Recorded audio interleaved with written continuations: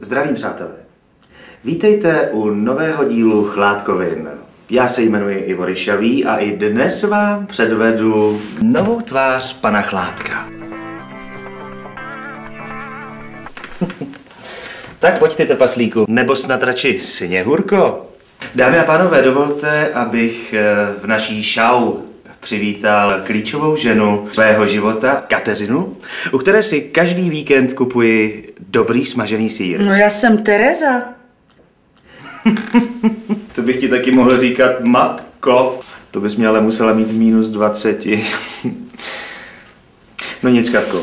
Ještě než odsud vysmahneš, dovol, abych vzdal hold tvým smaženinám. Ty tvoje prsa. A stehna. A hranolky ty já prostě žeru. Ale já ty seš řízek. Co mám smažit tvojho panáčka? Tak zaprvé to není panáček, ale pan Chládek.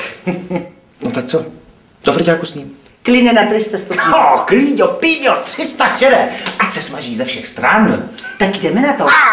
Dámy a pánové, u nás ve studiu začíná být pěkné vedro. Nyní jsme ve studiu B. Katko. Akce. Takže budeme potřebovat vodu, mouku, vajce, strohánku. Strohánka.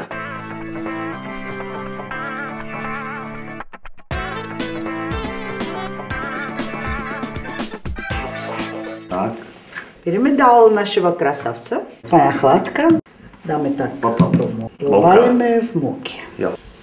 Pak vajíčka a hezké obalky. Strohánka. Do friťáku. friťáku. A kde máš ten sýr? Proboha, dědo, co tady děláš? Já tady dělám show a ty se mi tady producíruješ.